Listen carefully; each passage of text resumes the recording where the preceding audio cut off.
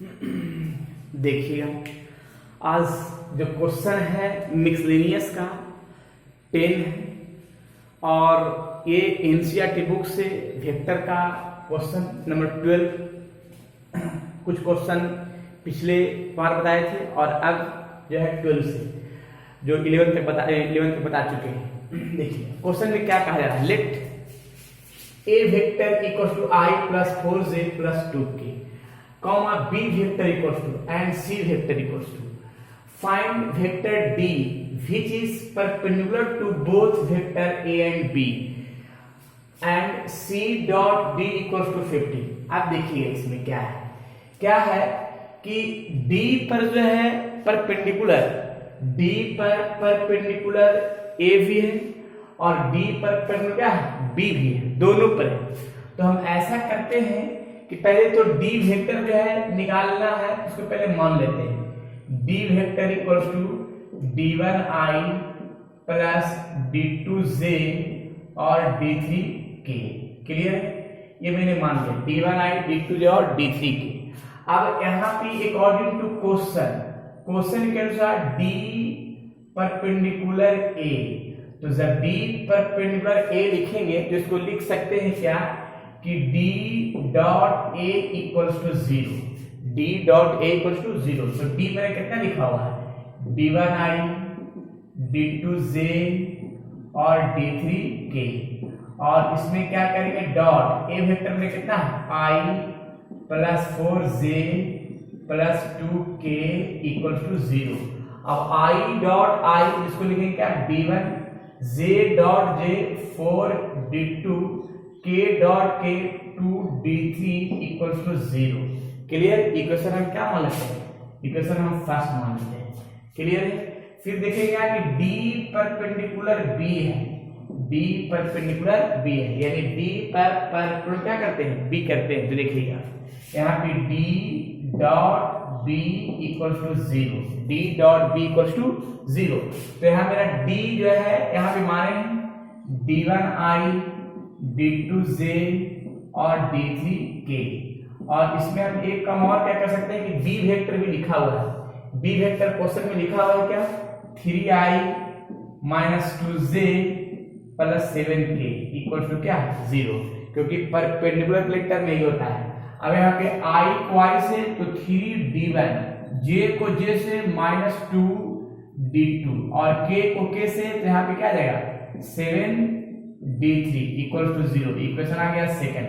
अब इसमें तो एक चीज तो पता चल गया कि फर्स्ट और सेकंड दो इक्वेशन दिख रहा है, तो यहाँ यही भी सोल्यूशन करते हैं। देखिएगा फ्रॉम फर्स्ट एंड सेकंड, और फर्स्ट और सेकंड का हम कैसे सोल्व करते हैं देखिएगा। यहाँ पे क्या करते हैं कि फर्स्ट है d1 प्लस 4 d2 और 2d3 इक्वल टू 0 और सेकंड भी देखिएगा यहाँ लिखा हुआ है 3d1 minus 2d2 plus 7d3 equal to 0। अब इसका हम अपनाते हैं, कैसे अपनाते हैं जरा देखिएगा। इसको सोल्व करना है फर्स्ट सेकंड को, और सोल्व करके मेरा d1 d2 और d3 के वैल्यू निकाल लेना है। ठीक है, जरा देखिए कैसे निकालते हैं, इसका पूरी कंडीशन कहानी ध्यान से जरा देखना है। फर्स्ट ऑफ ऑल यहाँ पे d1 के साथ जो क्रॉस मल्टीप्लीकेशन का रूल है ना, वही रूल अपनाते हैं। तो d1 के सामने ढकते हैं तो इसको इससे मल्टीप्लाई करते हैं, तो आ जाएगा कितना आ जाएगा मेरा जाएगा 28 आ जाएगा, माइनस इसको मल्टीप्लाई करके सेपरेट करते हैं तो 4 आ जाएगा। क्लियर, अब d2 को हम करते हैं, तो d2 को ढकते हैं तो इस तरह से ढकेंगे तो इसको इससे मल्टीप्लाई करेंगे आ जाएगा 6 और इसको मल्टीप्लाई करके सेपरेट कर लेंगे, ये आ जाएगा। और d3 को काम करते हैं तो d3 में मेरा कितना आ जाएगा, इसको इससे मल्टीप्लाई करेंगे -2 और इसको मल्टीप्लाई करके सेपरेट करेंगे आ जाएगा क्या 12, यानी d1 इक्वल्स टू d1 आएगा 32 और d2 आ जाएगा -1 और d3 आ जाएगा -40 जो सामने दिख गया। क्लियर, d1 d2 d3 जो सामने दिख रहा है वो क्लियर है। क्लियर, फिर से इसमें हम एक काम कर सकते हैं, देखिएगा। हाँ देखिएगा, अब इसमें हम एक काम क्या कर सकते हैं, एक पोजीशन सेपरेट निकाल सकते हैं। अगर ये तीनों के बराबर हम k मान लिए, तीनों के बराबर हम k मान लेते हैं, ठीक है। और मानने के बाद जरा देखिएगा यहाँ पे क्या करते हैं कि इतना बड़ा वैल्यू के लिख देते हैं, इतना वैल्यू के, इतना वैल्यू के। व्हेन जब के लिखेंगे तो d1 वाला लिख सकते हैं 32k और d2 वाला लिख सकते हैं -k और d3 लिख सकते हैं -14k। क्लियर? d1, d2 और d3। अब इसमें हम एक काम क्या करते हैं, एक और क्या काम करते हैं कि d वेक्टर हम निकाले क्या थे, d वेक्टर का कंडीशन थोड़ा सा यहाँ पे नहीं लिख देते हैं। d वेक्टर जो है माने क्या थे, देखिए d vector d1 i d2 j और d3 के, यही माना गया था d वेक्टर। तो यहाँ पे लिख सकते हैं d1 i का वैल्यू में कितना जाएगा 32k i, इसके बाद d2 का वैल्यू क्या है -k j। क्लियर? और d3 का कितना है -14k और यहाँ पे क्या आ गया k आ गया। k के स्थान पे हमें यहाँ पे p मान लेंगे ज्यादा बढ़िया, क्योंकि k जो है ऑलरेडी जो है ना कंफ्यूज कर देगा, p ही रखे तो ज्यादा बढ़िया होगा, p रख देते हैं। क्लियर? तो p रहेगा तो क्वेश्चन में मेरा p अच्छा लगेगा, ठीक है, क्योंकि k ऑलरेडी क्वेश्चन में शामिल है इसलिए हमको p लिख देते हैं। ठीक है, तो यहाँ पे आ गया d वेक्टर आ गया। अब d वेक्टर तो यहाँ पे दिख गया।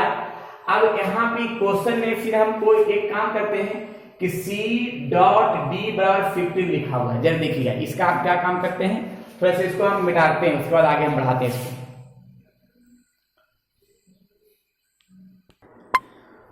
देखिए अब इसमें क्या है कि c डॉट d बराबर 50 लिखा हुआ है, इसका जरा कंडीशन थोड़ा देख लेते हैं। c dot d equal to 50, तो c मेरा लिखा हुआ है क्वेश्चन में यहाँ पे 2i - j + 4k और डॉट d जो है d मेरे कितना लिखा हुआ है, इतना आया है, यानी कि 32pi फिर pj और -14pk और इक्वल टू क्या होगा 50। अब इसमें हम एक काम क्या करते हैं, i dot i j dot j और k डॉट k। देखिएगा i डॉट i आ जाएगा 64p। Clear? j dot j -p, k dot k आ जाएगा कितना 56p इक्वल टू 50। क्लियर है? अब इसमें जरा इसको सोल्व कर लेते हैं, कितना आता है देखते हैं ऐड करके। हाँ देखिएगा 64 और एक 65 आ जाएगा और मान सकता तो 9p आ जाएगा, और 9p का मतलब है कि p होगा 50/9 यानी कि 5/3 आ जाएगा p का वैल्यू। तो देखिए p का वैल्यू में यहाँ पे पुट कर सकते हैं d वाला में, देखिएगा तो d वाला में अगर हम पुट करते हैं तो इसका एग्जैक्ट वैल्यू आ जाएगा, क्या आ जाएगा 32 और p का वैल्यू आ जाएगा 5/3i। क्लियर? p का वैल्यू 5/3j और आ जाएगा 14 5/3k। क्लियर है? तो यहाँ पे अब इसका हम कैंसिल कुछ करके जो आएगा वही मेरा d का कंप्लीट वैल्यू आ जाएगा, जिसको लिख सकते हैं यहाँ पे 160/3i 5/3j और यहाँ पे आएगा 70/3k। ये रहा कंप्लीट आंसर जो इसमें आ रहा है। Find the value of d, जो d का वैल्यू निकालना था। क्लियर? इसको हम मिटाते हैं, d का वैल्यू लिख सकते हैं। चलिए ठीक है, तो एक काम इसको जो है क्लियर कर लेते हैं, नेक्स्ट क्वेश्चन पे चलेंगे। ये मेरा जो है कंप्लीट आंसर हो गया। चलिए यही मेरा कंप्लीट आंसर है जो सामने दिख रहा है। ठीक है, नेक्स्ट क्वेश्चन चलते हैं, नेक्स्ट क्वेश्चन की ओर। देखिए क्वेश्चन नंबर 13 लिखा गया क्या, the scalar product of vector i plus j plus k with unit vector along the sum of vector इतना एंड इतना is equal to। अब यहाँ पे क्या है कि दो वेक्टर दोनों का सम करते हैं, सम ऑफ वेक्टर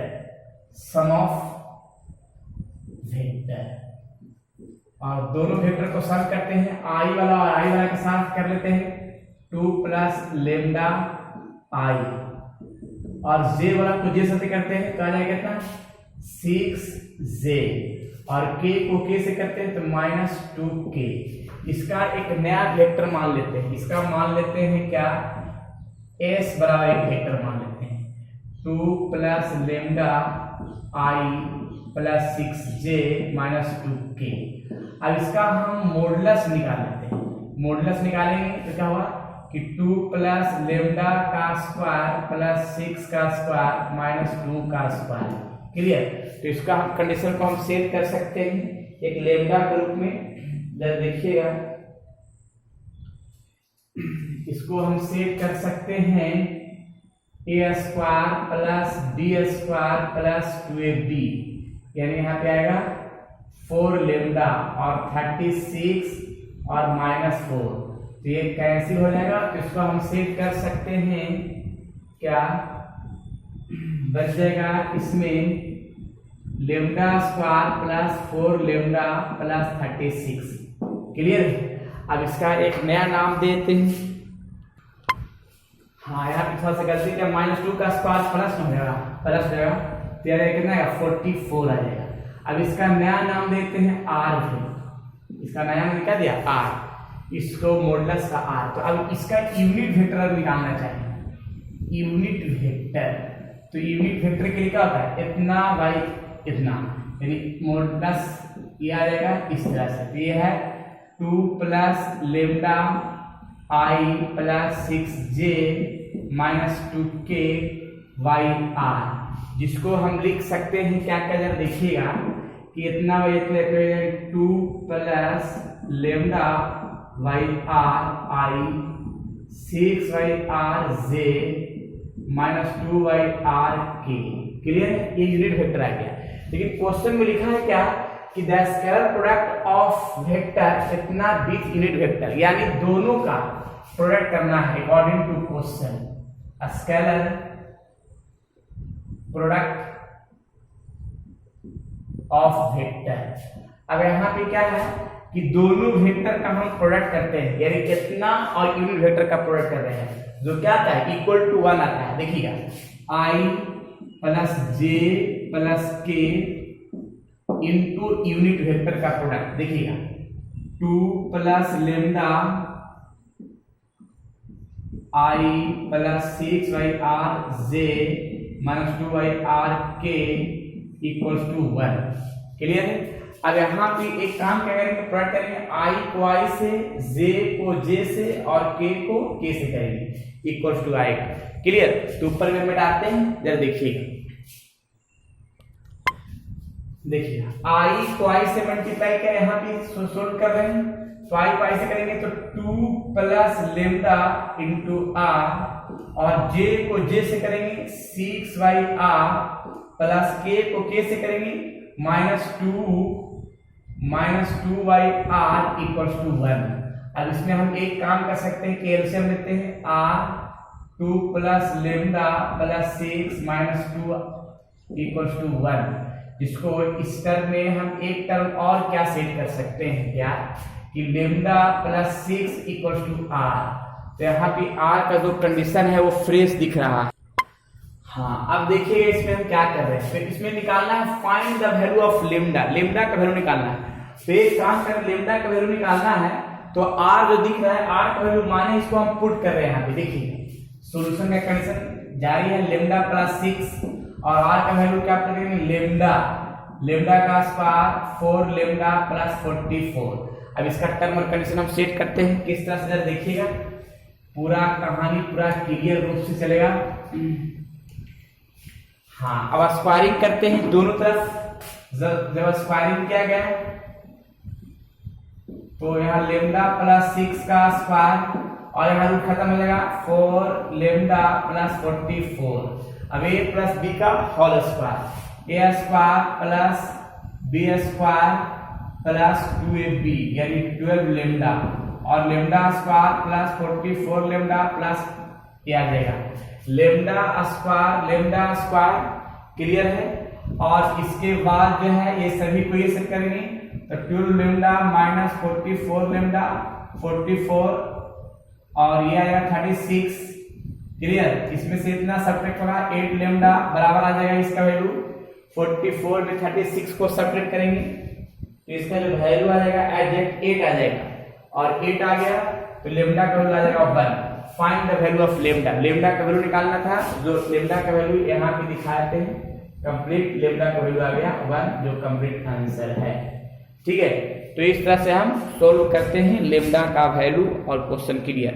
नेक्स्ट क्वेश्चन चलते हैं।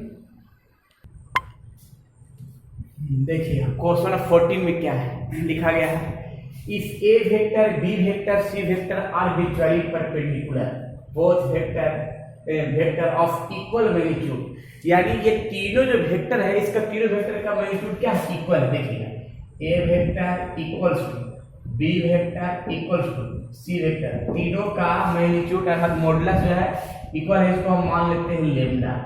क्लियर। और फिर क्वेश्चन में लिखा गया है कि A comma B comma C are mutually perpendicular, ये लिखा गया है। तो जब म्यूचुअली परपेंडिकुलर है तो जाहिर सी बात है कि A dot B equal to 0, B dot C equal to 0, C dot A equal to 0, क्योंकि ये म्यूचुअली परपेंडिकुलर का मतलब है कि तीनों एक दूसरे पर क्या है, परपेंडिकुलर है। तो A dot B equal to 0, B dot C और C dot A equal to 0, ये तीनों कंडीशन के लिए।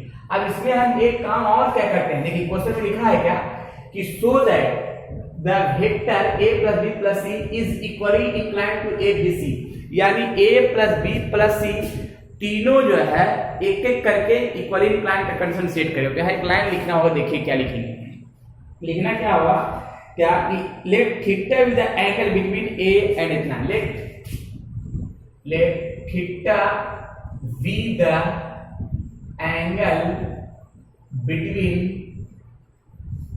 a vector and a plus b plus c। देखिए a वेक्टर के साथ a plus b plus c है, इसी प्रकार से b वेक्टर के साथ a plus b plus c है, c वेक्टर के साथ a plus b plus c है। तो इस तरह से तीनों का हम टर्म सेट करेंगे। तो एक एक करके थोड़ा सा देखते हैं इसका क्या है टर्म और कंडीशन। तो पहले हम एक काम करते हैं कि a डॉट, देखिएगा a plus b plus c equal to, तो a डॉट b का फॉर्मूला होता है मैग्नीट्यूड a मैग्नीट्यूड b, ये b पूरा हो गया और इनटू cos थीटा। क्लियर। अब a डॉट को दोनों में मल्टीप्लाई करते तीनों में, देखिएगा a dot a dot b और a dot c equal to. अब यहाँ पे एक काम करते हैं कि मॉडुलस a वेक्टर जो है लिखा हुआ है लेम्डा, यहाँ लेम्डा कर दिया गया, और a vector plus b vector plus c vector cos theta. अब देखिएगा a डॉट a को लिख सकते हैं मॉडुलस इतना का square, a dot b equal to 0 होता है और a dot c equal to क्या होता है, 0 होता है। क्लियर। यहाँ लेम्डा और a plus b plus c into cos theta. तो यहाँ पे मॉडुलस a वेक्टर पे हम लेम्डा का स्क्वायर लिख सकते हैं और equal to lambda a plus b plus c into cos theta. Lambda से लेम्डा कैंसिल हो जाएगा, यहाँ देगा lambda equal to a plus b plus c equal to क्या इंटू cos थीटा हो जाएगा। क्लियर। ये तो cos थीटा हो गया। अब इसमें हम एक काम कर सकते हैं, ये डिवाइड में आ सकता है, तो लेम्डा अपॉन लिखेंगे क्या कि a plus b plus c modulus ये हो गया cos थीटा। क्लियर। तो ये cos थीटा का जो कंडीशन दिख रहा है ये फ्रेश तरीका से दिखना चाहिए पूरा क्लियर रूप से। अब इसमें हम एक चीज तो फ्रेश दिख गया क्या कि cos cos को जब ये साइड करेंगे तो theta equal to cos inverse lambda y a plus b plus c। Clear है, जो सामने दिख गया। अब यहाँ पे तो एक एंगल तो निकाल दिया है लेम्डा y इतना, तो इसी प्रकार से अगर हम निकालते हैं सिमिलरली क्या कि अगर हम यहाँ पे b और a plus b plus c साथ करेंगे तो इसका भी cos क्या होगा, cos इनवर्स लेम्डा y इसका हो जाएगा modulus a plus b plus c आ जाएगा, और एक और कभी वही आ जाएगा cos इनवर्स। तो इस तरह से इक्वली इंक्लाइन का तीनों कंडीशन सेट करेगा और तीनों पर इक्वल टर्म बनाएगा जो सामने दिख गया। क्लियर। ये तीनों के लिए एंगल क्या होगा, सेम होगा। तो देख लीजिए जरा इस कंडीशन को, लास्ट में एक लाइन लिख देंगे, thus a plus b plus c equal incline to a b c, तीनों के लिए इक्वल टर्म। चलिए नेक्स्ट क्वेश्चन। ये क्वेश्चन बहुत इंपॉर्टेंट है, ये एग्जाम में इस तरह क्वेश्चन आता है, जिसको थोड़ा सा अच्छा से रिवीजन कर लीजिएगा पूरी तरीका से, ज्यादा बढ़िया हो जाएगा। क्लियर। नेक्स्ट क्वेश्चन देखिए, क्वेश्चन नंबर 15 में क्या लिखा गया, prove that a plus b into A plus B और magnitude A square plus magnitude B square और if and only if A and B are perpendicular, यानी ए और B क्या है, परपेंडिकुलर टर्म है जो सामने दिख रहा है। अब सबसे पहले कैसे इसको प्रूफ करते हैं देखिएगा। एलएचएस कर रहे हैं A plus B dot A plus B और दोनों को डॉट करते हैं, तो ए को दोनों में डॉट कर दिया तो A dot A plus A dot B, clear. B को भी दोनों में करते हैं तो B dot A plus B dot B, जिसमें से इसको मैग्नीट्यूड ए का स्क्वायर और ए डॉट बी, तो लिखा हुआ है कि A is perpendicular to B, तो जाहिर सी बात है कि A dot B equal to 0 या फिर B dot A equal to 0, दोनों कंडीशन सेम ही होता है, दोनों के क्या होता है 0 होता है, यहाँ भी 0 और यहाँ भी 0 और बी डॉट बी का स्क्वायर। इस कंडीशन के लिए लिख सकते हैं मॉडुलस इतना स्क्वायर एंड मॉडुलस बी का स्क्वायर। यही जो परफेक्ट रूप में प्रूफ है जो सामने दिख गया पूरा क्लियर रूप से, क्लियर। नेक्स्ट देखिए क्वेश्चन नंबर 16 में क्या दिया है। If theta is the angle between two vector A and B, if the A dot B greater than equal to 0 only. अब ये चारों में से कौन सा ऑप्शन होगा, तो इसमें सबसे इजी तरीका क्या है, क्या ए डॉट बी का formula magnitude A magnitude B cos theta और ग्रेटर देन इक्वल टू 0। अब एक चीज तो परफेक्ट दिख रहा है कि अगर मॉडुलस लगाओ तो ये पॉजिटिव होगा, मॉडुलस का टर्म ये पॉजिटिव होगा, तो सिर्फ इस टर्म के लिए हम उसको साइड में कर दें दोनों तो 0 हो जाएगा, तो cos theta greater than equal to 0। अब cos में एक चीज हमको पता करना है कि cos में जो एंगल है हम क्या क्या पुट करेंगे ताकि 0 से बड़ा आ जाए या तो बराबर आ जाए।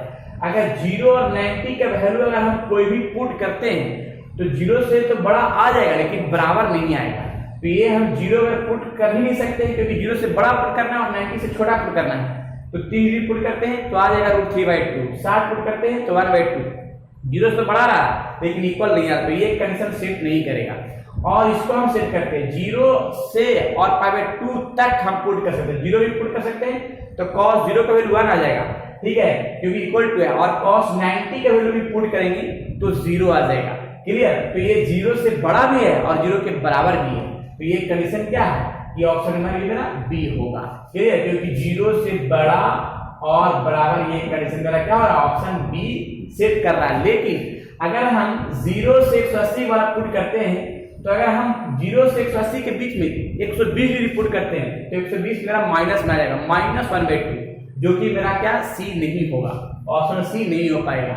और ऐसा ही 0 से 180 के बीच में वैसा ही इसमें भी चलेगा, तो ये भी जो है निगेटिव में आ जाएगा, ठीक है। तो ये कंडीशन ओनली सेट करेगा ऑप्शन नंबर बी ही सेट करेगा। नेक्स्ट देखिए क्वेश्चन नंबर 19 में क्या लिखा गया है, let A and B be two unit vector, theta is angle between इतना, यानी देखिए पहले तो हम क्या करेंगे कि मॉडुलस ए वेक्टर और मॉडुलस बी वेक्टर दोनों यूनिट वेक्टर है, जो मैंने क्या कर दिया 1 कर दिया, और a plus B is unit vector, a plus B equals to 1। अब दोनों तरफ मॉडुलस भी लगाएंगे तो इतना ही रह जाएगा, क्लियर, 1 ही रह जाएगा। अब स्क्वायरिंग कर देते हैं, स्क्वायरिंग दोनों तरफ किया जाएगा तो 1 a प्लस बी का whole square, a square plus B square plus 2ab जो सामने दिख रहा है, और modulus a vector equals to 1 और मॉडुलस b भी 1 ही है, तो 1 का स्क्वायर 1, और a डॉट b तो magnitude a magnitude b cos theta equals to 1, और 1 से 1 क्या हो जाएगा कैंसिल, ये +1 है इधर आएगा, तो एक काम पहले कर लेते हैं, पहले वैल्यू पुट कर लेते हैं, इसका वैल्यू 1 इसका वैल्यू 1 सामने लिखा हुआ है cos थीटा और इक्वल्स टू क्या हो जाएगा 0, ये प्लस में है इधर क्या जाएगा माइनस में, तो 2 cos थीटा इक्वल्स टू -1, जिसमें से cos थीटा बराबर लिख सकते हैं -1/2 जो सामने दिख रहा है, यानी इसको हम यहाँ ना लिख के यहाँ लिख देते हैं cos थीटा इक्वल्स टू -1/2, और -1/2 cos में होगा 120 डिग्री, जिसको बोल सकते हैं cos 2π/3, और थीटा का वैल्यू आ गया 2π/3, जो कंप्लीट ऑप्शन नंबर होगा डी जो सामने दिख गया, क्लियर। तो इस तरह से हम टर्म को सेट कर सकते हैं। नेक्स्ट क्वेश्चन, हाँ देखिए क्वेश्चन है the value of i dot j plus k clear, लेकिन इसमें थोड़ा सा कुछ डाउट है। हाँ देखिएगा, इस कंडीशन का ये क्वेश्चन है और इस क्वेश्चन में 4 ऑप्शन दिया हुआ है। तो इसमें क्या करते हैं कि आई जे क्रॉस के इक्वल टू आई हो जाएगा, सब लिख दिया। और ये जे है, आई क्रॉस के इक्वल टू माइनस जे हो जाएगा, एंटी क्लॉक माइनस जे, क्लियर। और के है, और आई क्रॉस जे इक्वल टू के, क्लियर, जो पहले ही क्रॉस प्रोडक्ट है। I dot I one, J dot J one, के डॉट के वन इक्वल टू 1 1 कैंसिल, बचेगा क्या, इसका 1 बचेगा, तो ऑप्शन क्या हो जाएगा, सी, क्लियर रूप से। ठीक है, यार ये चीज तो पता है, क्रॉस प्रोडक्ट और dot product condition. Next question देखिए, ये क्वेश्चन लास्ट है। If theta is the angle between two vector A dot B cross B. अब ए डॉट बी का फॉर्मूला क्या हो जाएगा, magnitude A magnitude B cos theta, और ए क्रॉस बी का भी magnitude A magnitude B sin theta n cap. और यहाँ पे मॉडुलस से एन कैप खत्म हो जाएगा, तो टर्म जो बचेगा वो लिख दे रहे हैं, इतना ही रह जाएगा cos थीटा, और ये भी मॉडुलस से ये भी कैंसिल, और ये sin थीटा, ये दोनों कैंसिल होगा, cos theta equal to sin theta. तो cos और sin दोनों इक्वल तभी होता है जब दोनों का एंगल कितना होगा, 44 डिग्री, यानी ये कंडीशन जो है एंगल में कितना जाएगा, 44 डिग्री, यानी ऑप्शन नंबर डी, क्लियर। ठीक है, अब इसी तरह से जो है अब ये लेसन समाप्त कर गया। फिर नेक्स्ट क्लास में आते हैं नए थ्योरी के साथ, क्लियर। तब तक के लिए आप मेहनत करते रहे। बस आज जो है इतना ही रहेगा, और फिर जो है नेक्स्ट लेक्चर में आएंगे नए थ्योरी के साथ। जब तक के लिए आप लोग मेहनत करते रहें और क्लियर करते रहें, ठीक। अगर विद्यार्थी कोई मेरा लाइव क्लासेस करना चाहते हैं तो डिस्क्रिप्शन नंबर दिया हुआ है, उससे कांटेक्ट कीजिए और लाइव क्लासेस कीजिए पूरा डिटेल से, प्रत्येक लेसन वाइज थ्योरी के साथ, ठीक है।